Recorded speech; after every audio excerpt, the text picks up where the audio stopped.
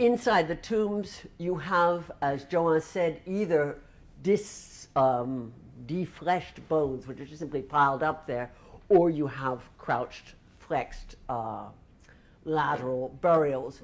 These are very typical, and one thing that is typical from a much earlier date is the presence of ochre on the bones, possibly coming from ochre-dyed wrappings. Nobody's really quite sure how the ochre gets there.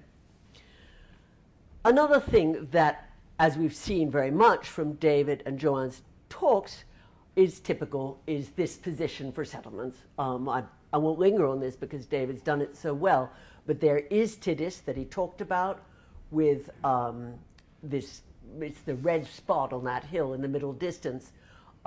These are fortified promontories. Another example is the site of Ishukana, again surrounded by two very deep ravines, you can see a wall foundation in the middle distance, and in this case there's a rampart that bars the neck of the promontory. This would be a lovely site, as Joanne and I were saying this morning, for investigations because it has no Roman on top of it.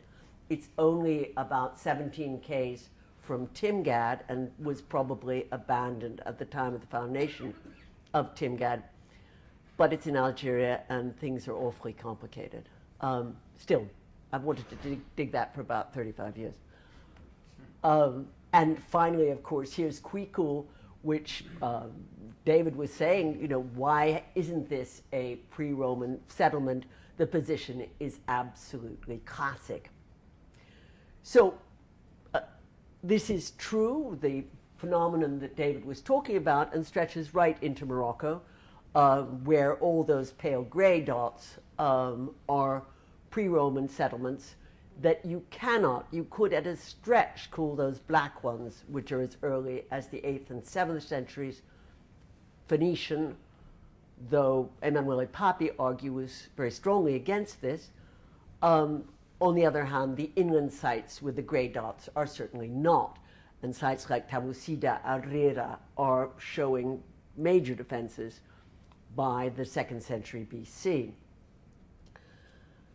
Now, all of this speaks to this settled, highly nucleated, I think of them as more villages than urban until the 2nd century, but to this pattern of settlement.